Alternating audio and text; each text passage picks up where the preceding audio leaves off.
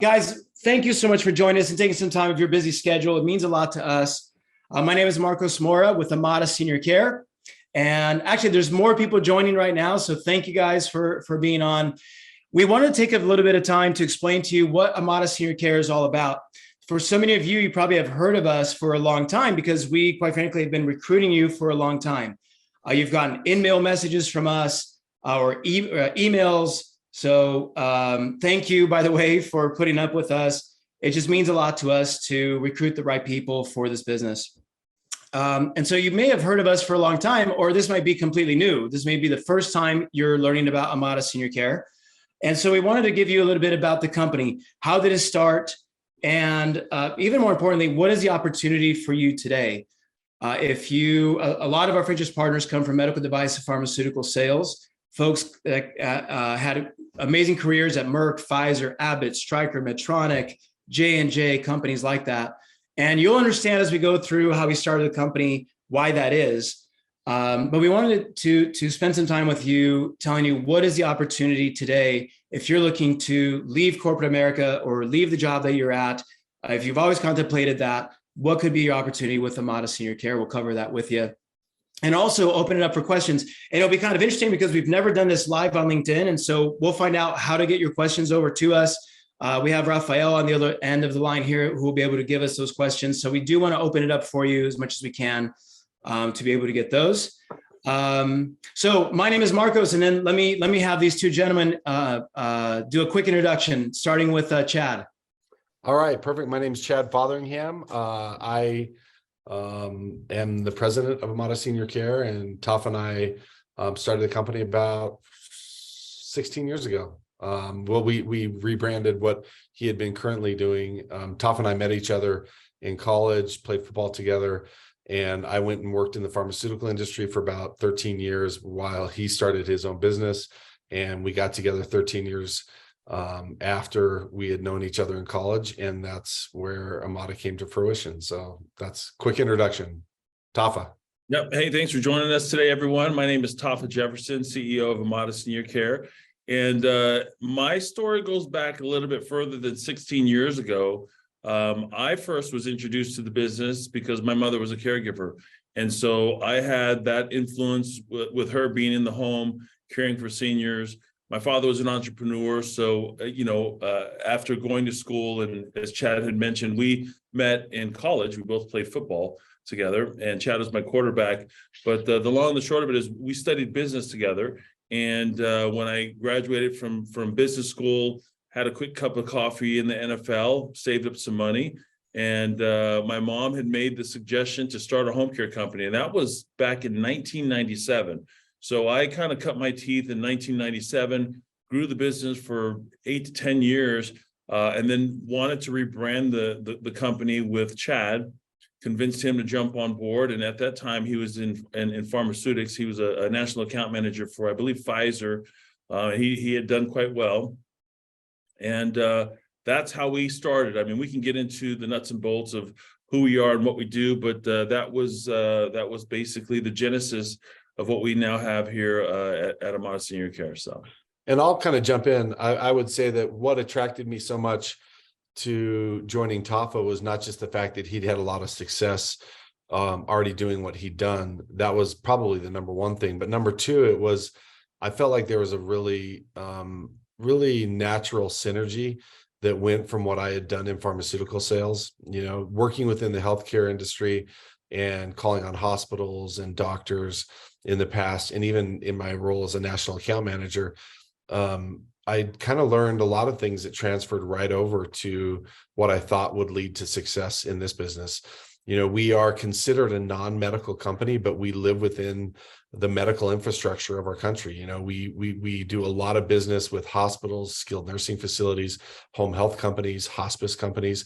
And so that was a pretty familiar place for me being in pharmaceuticals. I built good relationships with doctors, and I'd even transitioned with Pfizer into being in more medical account management roles, where I was kind of contracting with large managed care organizations and Medicare Advantage plans. And so it was, for me, kind of an easy transition to say, look, I understand the space. It may be different as far as what I've done in the past, but I do understand and feel comfortable calling on and trying to get referrals from hospitals and skilled nursings. And as Tafa and I kind of like blended our backgrounds, he was an entrepreneur who had a lot of success in this space. And in my experience in pharmaceuticals, we kind of put those two things together and came up with an offering, and we started to grow our business. Tafa, I don't know if you want to add anything to that.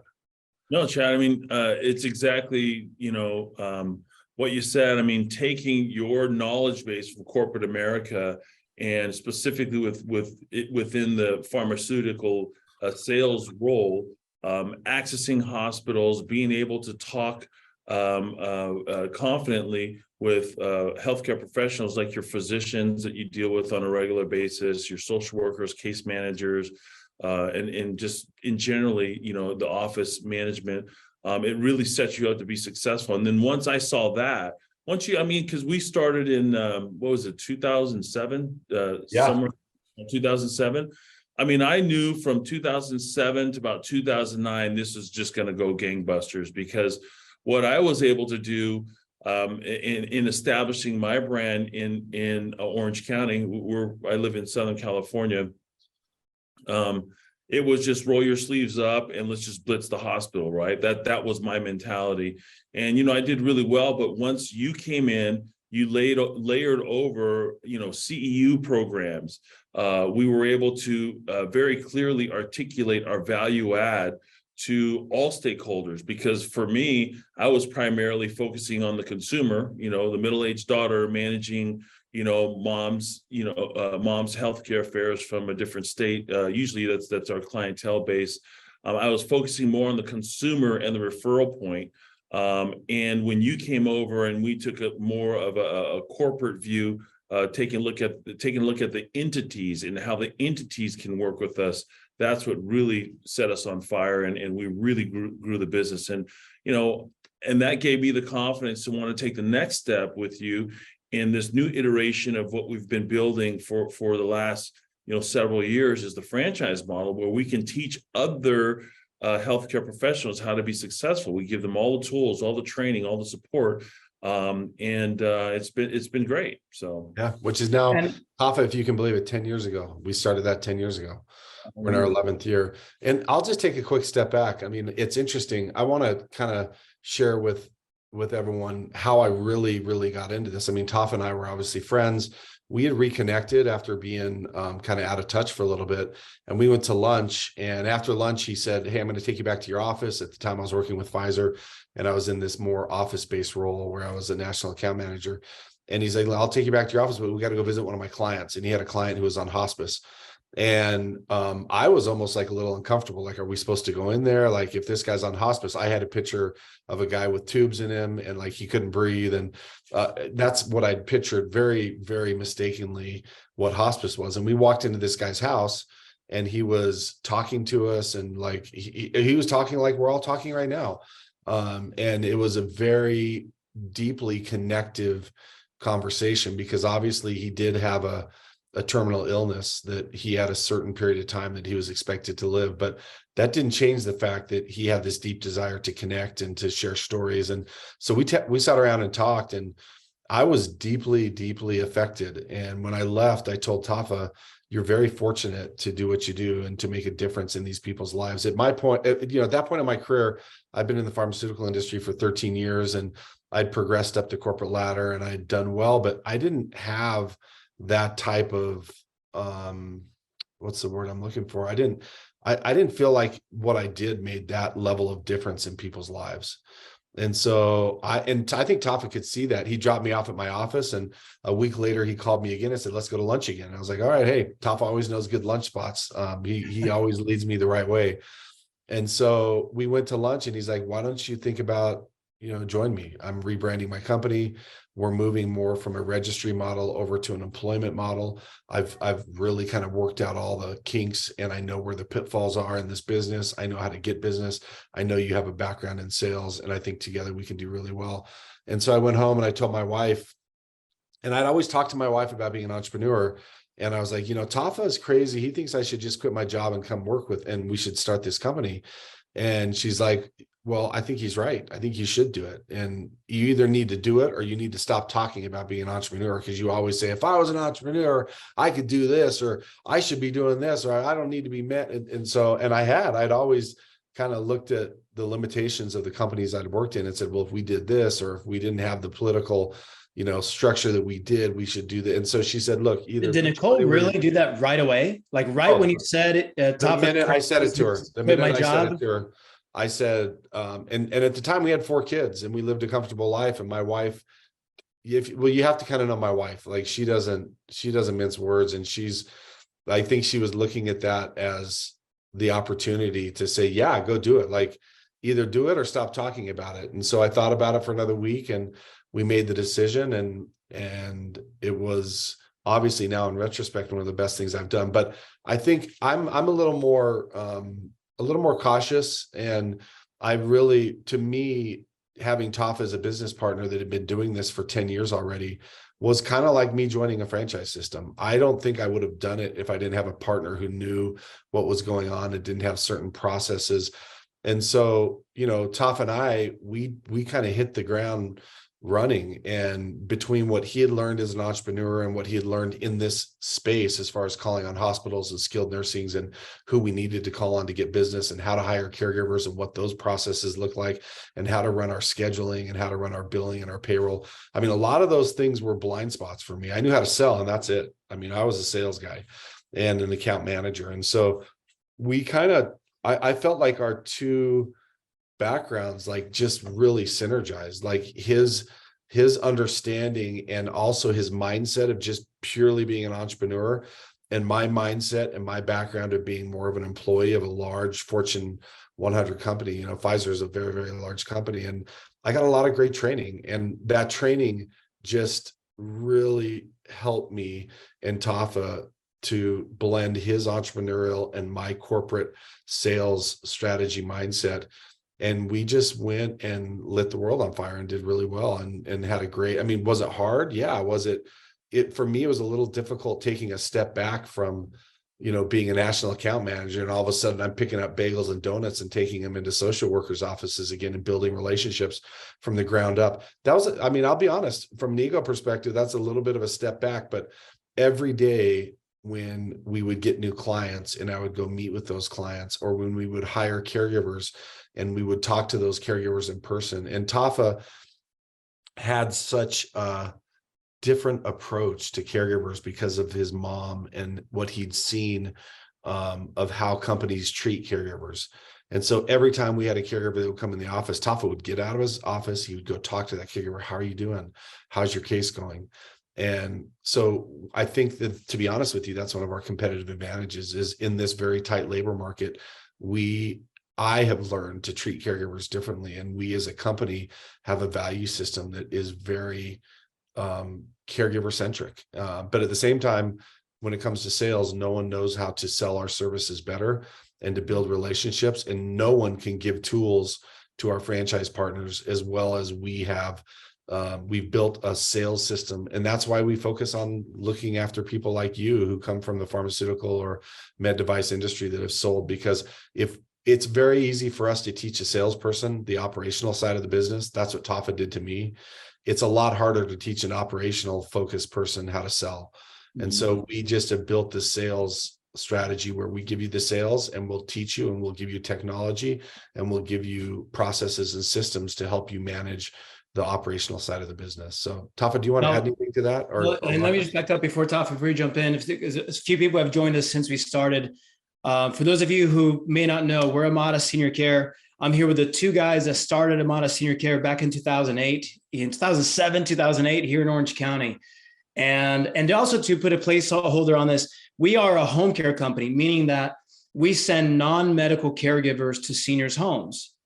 And in the home, we're doing dressing, bathing, meal preparation. We'll even take the senior to a doctor's appointment. We're not doing the medical side. We're not doing wound shot. We're not doing wound care shots or therapy. Those are provided by home health. You got to divide the world between home health and home care. And we're the home care company. And we're going to talk a little bit more about the business model. I wanted to give you guys an idea of how the company was started. And again, it was started, as Chad was talking about, back in 2008 here in Orange County with just these two guys realizing that they had an opportunity to start something big here. And then Tafa, would you add as we get to 2010, 2011, how the opportunity to start franchising, how that came about? Yeah, sure. It was interesting because, in home care, you hit this certain level of revenue and you're considered, a really good operator, right? And at that time, the bar was very, very low. And by and large part, even today in our space with regards to in-home senior care, you're dealing with a industry where it's not a professionalized sales force that's out there. So that's very, very important to note. A lot of times the competition, it's a mom and pop. It's a caregiver who's banded together a lot of caregivers who's had one client, they referred, a friend or a family, and they decided, hey, let's just go get a business license and let's start a home care agency, right? Or you'll have a retired nurse, or you'll have a nurse that's in the hospital, or social worker that gets an idea. Hey, I'm going to, start the business, and they get a business license and they start the business. They just literally hang their shingle.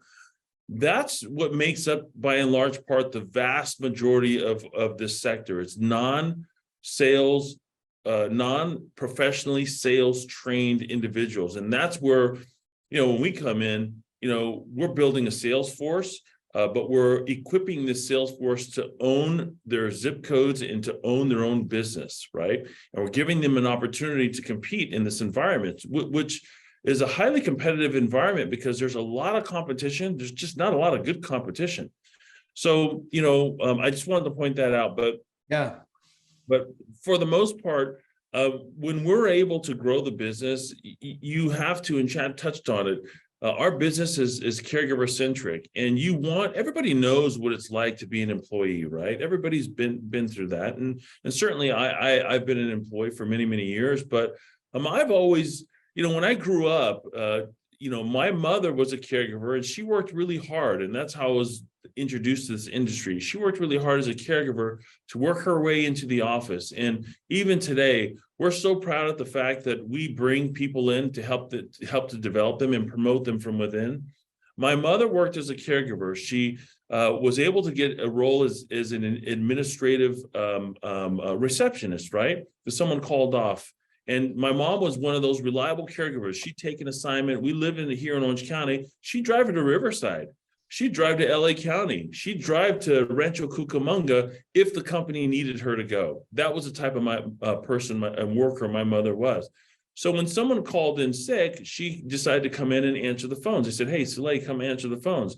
14 years later, she was a supervisor of that department because she had an incredible work ethic. But the reason I point that out is because we're so proud to be an employer. We're so proud to be able to take care of our incredible staff, the caregivers who are out there, even through the course of the pandemic. They never left their clients alone. It wasn't about the pay. It was all about safety. It was all about being loyal to our customer base. So when most companies had issues with staffing, or most restaurants had issues with staffing, we never skipped a beat. Of course, we had to pull our caregivers off whenever, they had, to deal with COVID, but we put protective measures in place to protect our staff. And when we take care of our staff, they take care of our clients. And when our clients are taken care of, we're taken care of. So it's kind of like a three-legged stool. Yeah. But the long and the short of it is this company was built by a caregiver for caregivers. We will always be caregiver centric, but boy, do we know how to sell. Boy, do we know how to sell. So when we get out there and we talk about our differentiators, I'm not sure if we're going to get into that today, but there's no one who can sell, and there's no one who understands the market like us. And there's no one who takes a long view perspective on where the opportunity is going to be, because this is not our first rodeo. We've been doing this for quite a long time.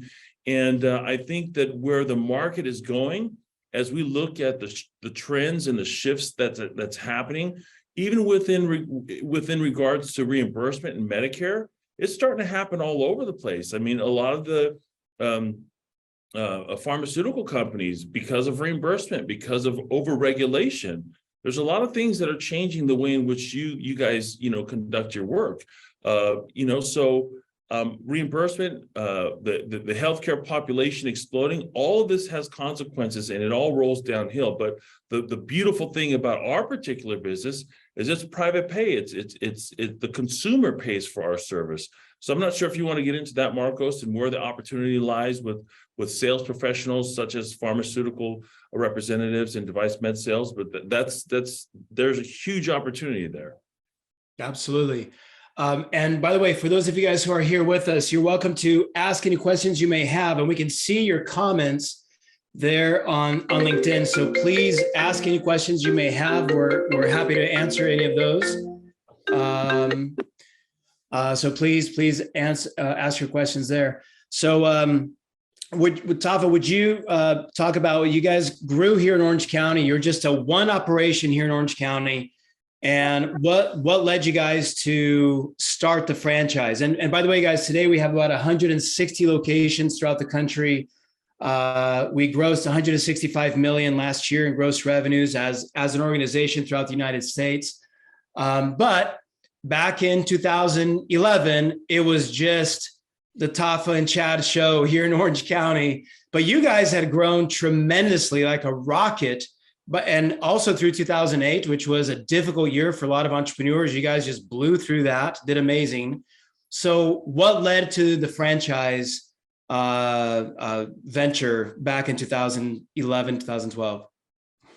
Well, before we get into that, just to real quickly touch on the numbers, it's kind of a sore spot for me because I will always never be satisfied, right? There's always more room for growth and improvement every day. And I feel really blessed because I get to go out and visit franchisees and franchise partners.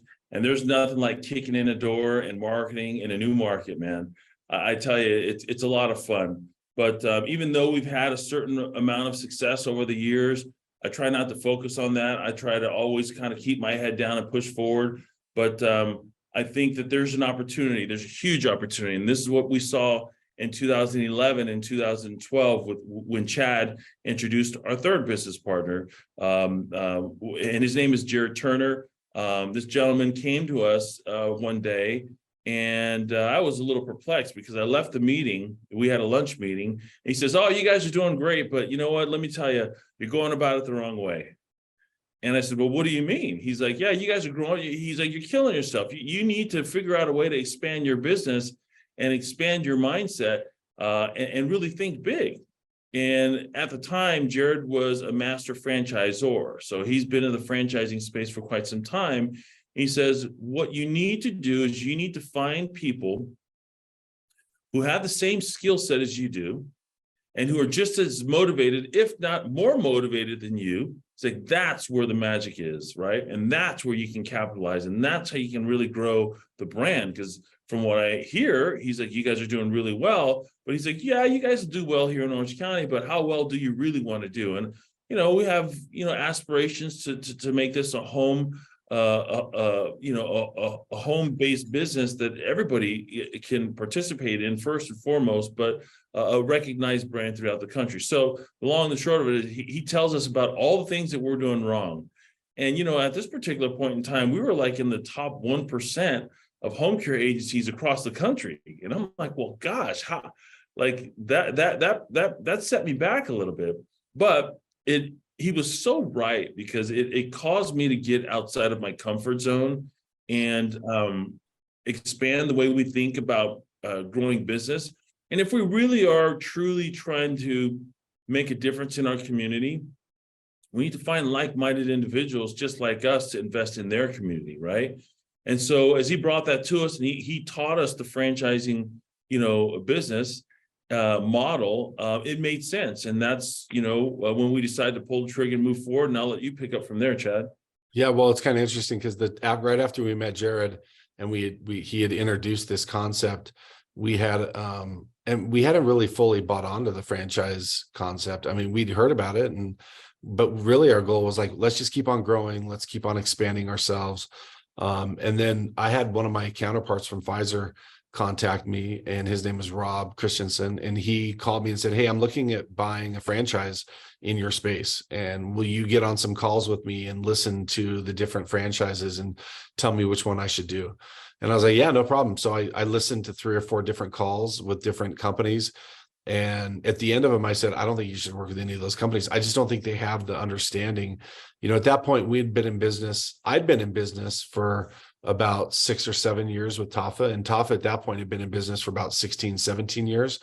And we had done a really good job, I feel, of really understanding what it took to be successful. And a lot of those franchise companies that I was on those calls with Rob on, they'd been in business less time than Tafa had been in business, quite a bit less. And I didn't feel like they had the context of market knowledge, or even, as I would ask questions, I didn't feel like they had good answers. And so I told Rob, I just don't feel comfortable recommending one of these.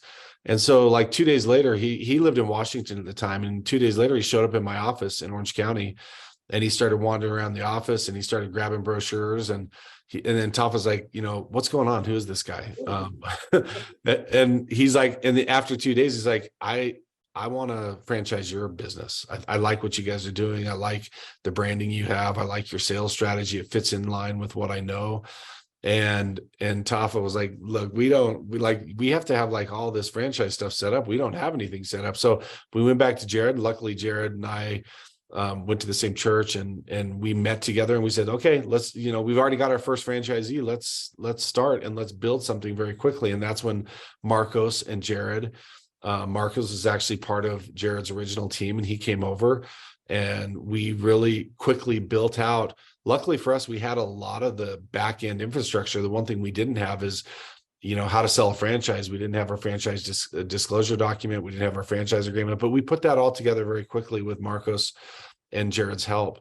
And Rob became our first franchise partner. And it was interesting because I thought, Rob's in Tacoma, Washington, and I'd known Rob for a long time. And I thought, we're in Newport Beach and we're on the coast of Orange County, and we obviously have a lot more money. And, can he really match what we did? And what I found is that market was less dependent than having good people who go out and sell. And he actually, as a one-person office, did everything Tafa and I had done and actually surpassed us in some areas. So it did change my opinion. I did think that we had picked like the best market in the country. And, our second franchise partner was Ken Jensen in Colorado Springs. And he actually did the same thing. Great sales guy who I'd known from before. And he really did extraordinarily well in his market in Colorado Springs, which is not Denver.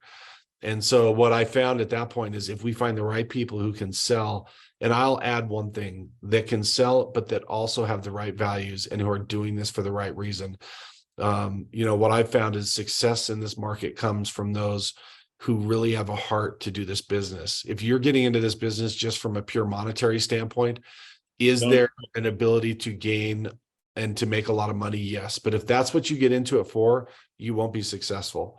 The caregivers, the case managers, everyone that we work with, the case managers who give us business, the caregivers who work for us, if you don't do this for an ulterior motive, which is to add to your community and help other people, you won't grow nearly as fast. And so I feel like with both Ken and Rob, they had this great desire to help their communities and to hire good people and to provide jobs. And that's why they really had been able to grow their business the same speed that Tafa and I had been able to grow ours. So that kind of gives you at least an idea of how we got started, and then how we moved from being home care operators ourselves into becoming a franchise. In the first year, we only had 2 franchises, and they both did extremely well. And from the rest, we've been in business now 10 years, and we have 160 franchises, and we're very selective. We want to find the right people who have the right value system, and what's driving them is not necessarily just money, but it's the desire to make a difference. And through that desire to make a difference, they also are able to build a very nice financial future for their family. And really it comes down to how successful they are at running their own business, and how successful they are at selling, and how successful they are at recruiting and retaining caregivers. But for me, it's been a very good transition. It was scary when I did it, but it was the best thing I've ever done, not just from a monetary standpoint, but also from a I would say from when I look at myself in the mirror every day, I feel very good about what I do. I feel like I make a difference in people's lives. And that to me at this point in my life is more important than anything. Looking back, it's actually pretty interesting that since 2012, we've helped over 100 entrepreneurs leave corporate America, leave Pfizer, Abbott, Stryker, Merck, Abbott, all these companies, and start Amada Senior Care businesses. And it's been an amazing journey. And I wanted you guys so for those of you who are online, a lot of you guys are in that situation and you're wondering, what is it like? How do I go from being at a job that you actually probably enjoy, and there's things about it that you wish were different. But how do you go from corporate America? How do you go from your job to starting that business? And so I wanted to ask you guys, what is it that it takes? And you can kind of talk about what does it take, also combining with the business model, right? Because a lot of people, when they start a franchise, they think that if I just put my store in that corner, people are going to walk in and buy my sandwiches or buy my yogurt or buy or work out in my place. Or if I do a bunch of Google ads and a lot of Facebook posts and stuff like that, I'll get the business. So I know it's a big question for you guys, but talk about how does somebody leave corporate America, start the business, and what would they be doing day in and day out as an entrepreneur of a senior care company? Who wants to take that first? I'll be really quick, okay? I know go for it. Reckless, but just leave. just burn the boats. But no, in all seriousness, you want to make sure that you plan for this, right? Because there's nothing like being unprepared. I mean, when you're unprepared, you could really lose your shirt, okay? Make sure you have enough resources. Make sure you have buy-in from your spouse. Make sure you have the proper support, because there's nothing worse. I mean, I give it up to Chad's wife and my wife. They dealt with a lot. We were growing young families. We had a lot of fire in our belly. We still do. And even though my belly's a little bit bigger, my daughter tells me, Dad, you get a pot belly. I'm like, honey, I work a lot. You carry it well, though. You carry it well. Yeah, but it's, I took a look and she's right. But all joking aside, corporate America, I've got nothing wrong with it, but they don't want you to realize your true potential in the open market. And I've shared this with Chad before. When you get out of your comfort zone, it's very difficult living in two different realms, right? Being accountable to your corporate responsibilities and then trying to be an entrepreneur on the side, it won't work. It just doesn't work, because any business, it doesn't matter if it's in-home senior care, if you're trying to be a restaurateur, if you even buy a yogurt franchise, I mean, it's competitive, and you have to be fully engaged and fully committed to whatever it is you're doing. Whatever that endeavor is, just be fully committed. Otherwise, you're just wasting your time and your resources. But I would just say simply leave, but make sure you have a plan in place, right? Make sure you do your due diligence. You don't want to pull the ripcord and you forgot to strap your backpack on, right? Yeah. So just make sure you get feedback from other people. Pressure test it with your loved ones. Make sure you have the skill sets to do it. And the first step to doing this is actually doing what you're doing right now.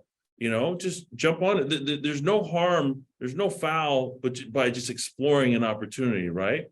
But if it speaks to you, if it speaks to your soul, it speaks to, something that you can see yourself doing, and you have the resources to commit to it, and you have the time, you have the attention, and you give it the respect that it's due. I always tell people, the business will give you what you give it. If you give it part-time of your attention, it's going to give you part-time results. If you give it your full-time attention, it'll give you full-time results in spades, right? So just explore it. There's nothing lost by just exploring an opportunity. But more importantly, if you do decide to take that opportunity, and it doesn't have to be with Amada Senior Care, my advice is whatever it is you do it 100%, right? Because you owe it to yourself and you owe it to your family. You don't want to come up short. It's better to just be cautious and be very conservative and just say, hey, this is not going to work. And it doesn't matter if it's even a franchise. There's nothing like, half effort. We're both sports guys, right? And so, in football, whenever you go, we call it a half-ass. That's when you get injured. When you go half-assed, you're going to get injured, right? So you got to sell out. And you got, and business is a contact sport. I'm just being honest with you guys. It's not for everybody, but that's that would be my recommendation, is just look into it, explore it. And then sometimes you just got to step off the ledge and pull the ripcord.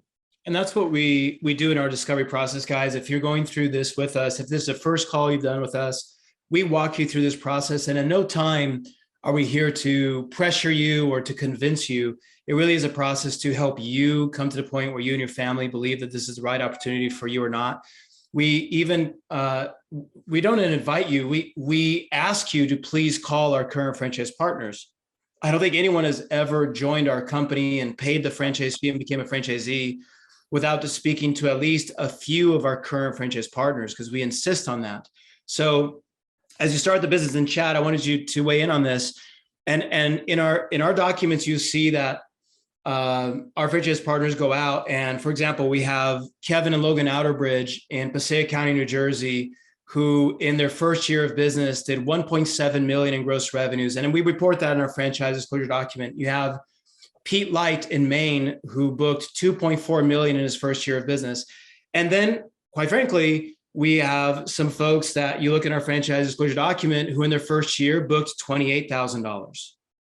So, and Chad, you were talking about this, how it's not so much dependent on the territory, it's dependent on the entrepreneur. So what is it that, you take Chad Tafa's advice, you quit, you start this business, you pay the franchise fee, and you want to be one of the guys and one of the girls that go out and does a huge first year.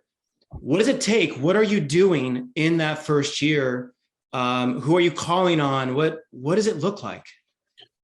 Yeah, I think it's pretty simple. I think it's you do what you're already good at, which is sales, making sales calls.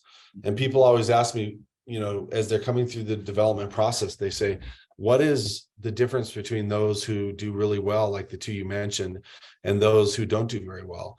And I'll say it comes down to two things. It comes down to the ability to sell and the ability to make the commitment to go out and make 10 to 12 sales calls a day. And for most people, that's very comfortable.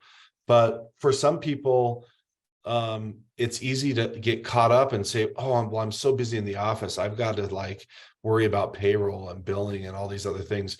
And to me, what I've seen, the successful people who grow their business, and to be honest, this is the model that Tafa and I took. We spent 80% of our time our first year outselling. And what we did is every time we needed a little bit more help, and it's not to say that we didn't focus on the billing and the payroll or the scheduling or the recruiting. What happened was we did both. When I was out making sales calls every day, calling on hospitals and skilled nursing facilities, I'd pull over in a parking lot and I'd call our recruiting line, and I would pull off all the caregivers' phone voice messages of them responding to our ads. And I would call them back and I would do phone screens. And then I would invite them to a face-to-face interview, which I'd set up for Tuesdays and Thursdays. So what you do is you start to intermingle and you really become good at the administrative side of the business. And that was something I had to learn. I was really so focused on sales or account management before that I had to start to learn to infuse my day with other administrative tasks. And so for me, the people who are the most successful, they're able to take their sales background and just fully continue to sell on a regular basis, building relationships with hospital case managers, with social workers, with skilled nursing social workers and case managers, or home health or hospice marketing reps. I mean, we'll tell you exactly who to call on, what to say, what collateral to use, but you've got to infuse some of the administrative tasks into that daily.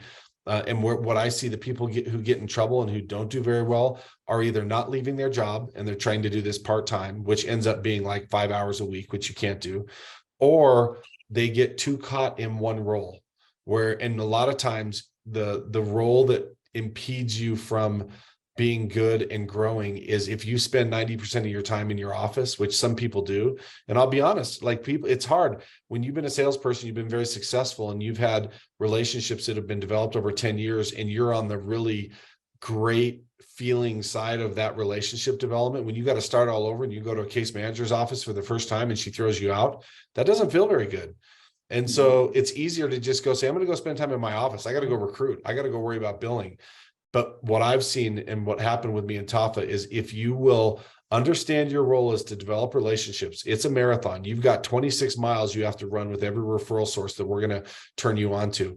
And the people who understand, like, look, I am into this and I'm going to run a marathon no matter what with each of these referral sources. The people who continue to keep their focus and their eye on sales and making those 10 to 12 sales calls a day while infusing a little bit of operations that will tell you what to do, they're the ones that are very, very successful. I appreciate that.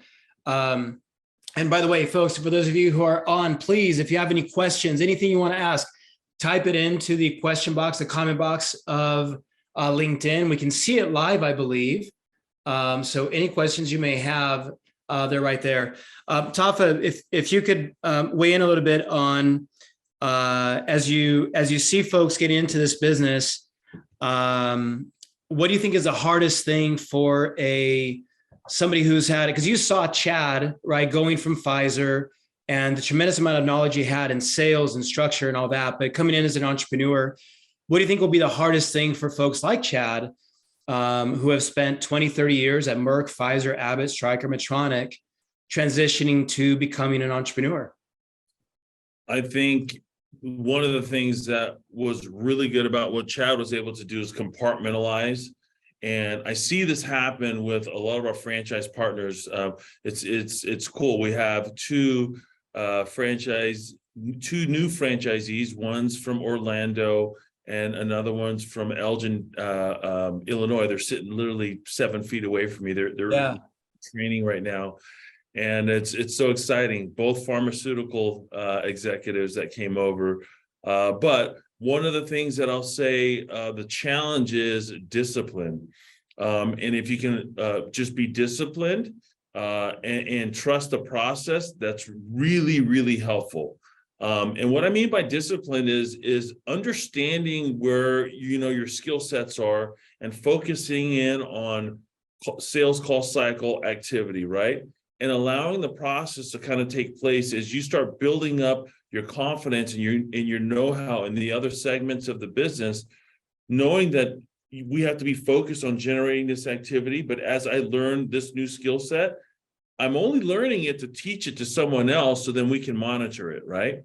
Because right now, I don't do the billing for the company. We have people that are far more smarter than me that we've been able to hire to put them in that role. Now, I know enough to be dangerous, and we can monitor and we can troubleshoot if we need to step in.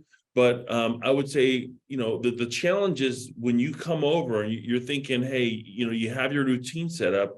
It's understanding a new routine, being very diligent and disciplined and sticking to plan, understanding that as you bring more team members on, it's our job to train them and cut them free, allow them to, be successful, give them the tools to be successful. And then it's your organization to run. It's your business to drive.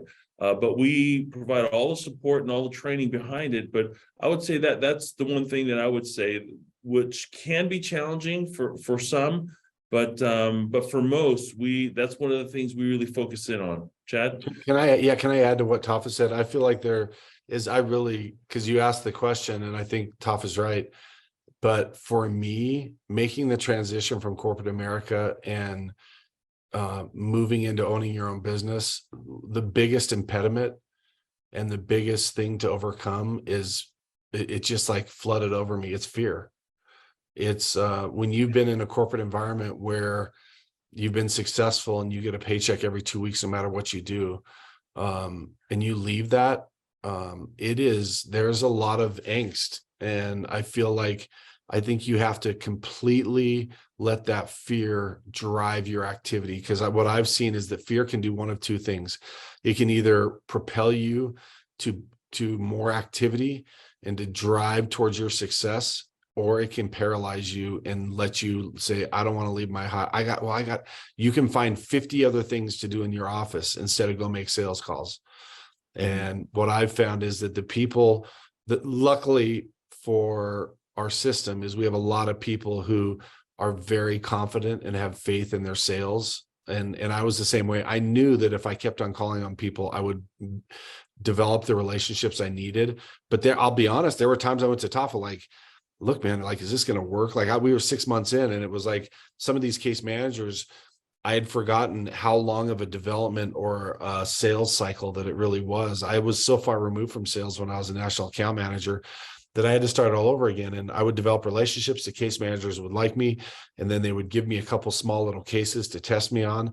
But it, when you're doing it as an entrepreneur, it's 100% on your shoulders. And there's something very freeing about that it's all on. What I also found is the people who learn to cut out all the BS and only focus on what's important, which is sales calls and caregiver recruiting, they're the ones that do well.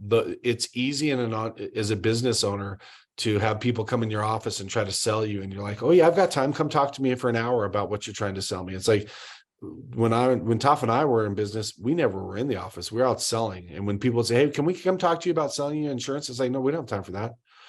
Like, no, like I didn't have time. I had four mouths to feed at home. And it was like, you've got to let the fear and the apprehension of transitioning from being a corporate, and the example Tafa and I used to always joke around about, it's like, do you want to be the wolf roaming the hills and be on your own? Or do you want to just be someone's dog in the backyard that gets fed Alpo every night? And I mean, it's a joke, but it's not a joke. Like when all of a sudden you decide to leave that yard for the first time and have no Alpo, and you're roaming the hills looking for something to eat, the one thing that can either really help you or really hurt you is fear. Yeah. I love it. I'm psyched up. Put me in, coach. Put me in, coach. I'm ready to go make more sales calls. Becca's got a great question here. She wants to find out, do franchise partners own territories? And Becca, thank you for the question. Yes, we are territory based. And I wanted to have these guys talk a little bit about territory, because I think we learned faster than anybody about territories. You don't need a massive amount of area. And a lot of you guys are used to traveling, and you'll travel in different states. That's not our business. So will you guys talk a little bit about your evolution here in Orange County? And in fact, I think as of right now, as big as we are in Orange County, I don't think there's any clients that live more than like a half hour away from the office, right? No, well, I mean, what's interesting is when we first started, we decided to try to take down the whole Orange County area. And so we tried to, Tafa and I lived in South Orange County. We put our office in North Orange County, and we said, we're going to work the whole thing. And after about 6 to 9 months, we realized we need to really tighten our focus. We're way too spread thin. There's too many hospitals. There's too many skilled nursings. So when we carve territories, and what we really do is, once we hone down our focus is when we really started to grow. We're 2 sales guys, and we were making a lot of leeway in different accounts. But once we actually cut down our call cycle, where instead of seeing, maybe, 150 people every month, we really honed it down to like 100 to 120, and we tightened our geographic area. That's when we really started to grow. So we build our territories so that you can have that same type of focus, and really have 2-3 hospitals or 4 hospitals, 10, 12 skilled nursing facilities, home health companies. Because the farther you spread yourself, because it's a competitive market, it takes you longer to grow your initial business if you spread yourself too thin. So we actually went from North Orange County. We moved much closer down to our house, and we picked a much tighter range to work within and focus our sales efforts. And that's when we really grow. And what we've seen is other people who do the same.